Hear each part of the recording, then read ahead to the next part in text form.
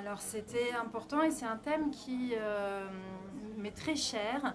Et la première visite que j'ai faite en devenant présidente de l'Assemblée nationale en juin 2022, c'était justement à la Maison des femmes de Rada Hatem en Seine-Saint-Denis. Je pense que c'est très important, c'est le combat de la décennie, voire du siècle, celui des violences intrafamiliales. On voit à quel point ces violences peuvent détruire des femmes, détruire des familles.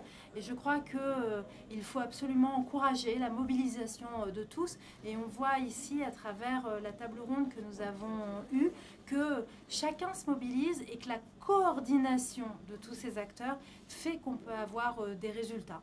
Donc je voulais vraiment avoir ces échanges parce qu'on sait qu'à La Réunion, c'est un sujet, un phénomène qui est d'ampleur et qui préoccupe tous les élus, tous les acteurs, tous les Réunionnais.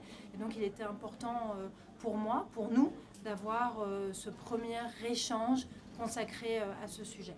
Avec des aides mises en place qui fonctionnent, qui ont été votées, comme je le disais, à l'unanimité au Parlement, à l'Assemblée nationale. Et c'est très important parce que c'est des combats qui sont apolitiques, qui nous réunissent. Et il y en a de nombreux et celui-ci en fait partie.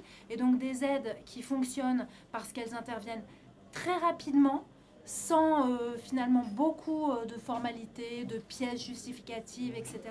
Et donc c'est de cela dont on a besoin de souplesse, on a besoin de rapidité, on a besoin d'effectivité, parce que quand une femme se décide, enfin, quand elle réussit à trouver le courage, l'énergie, la volonté pour pouvoir aller porter plainte, il faut absolument qu'on puisse tout mettre en œuvre pour que cette parole soit écoutée et qu'on puisse l'aider pour qu'elle puisse enfin sortir de cet enfer. La grande cause du quinquennat du président de la République qu'il a renouvelé à l'occasion de son deuxième mandat, donc c'est une action prioritaire. Ce sont de nombreux textes de loi qui ont été votés, des budgets qui ont été votés sur le bracelet anti-rapprochement, sur l'ordonnance de protection, sur le téléphone grave danger, sur des lieux d'accueil, le déploiement des maisons des femmes, nous en souhaitons une par département. C'est aussi évidemment l'accent mis sur la formation des écoutants, le recueil de la plainte, des intervenants sociaux qui sont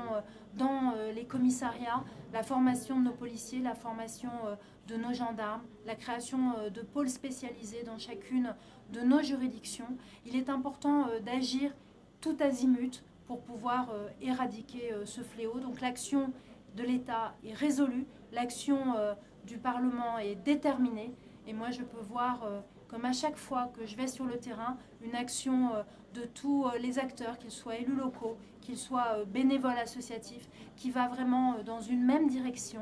Et je crois que c'est vraiment la clé du succès. On a déjà voté un texte qui réduisait les délais à 6 jours. Ce qui était déjà, moi je me souviens quand nous l'avons voté, exceptionnel. Et on me disait que ça serait très difficile de tenir ces délais de 6 jours.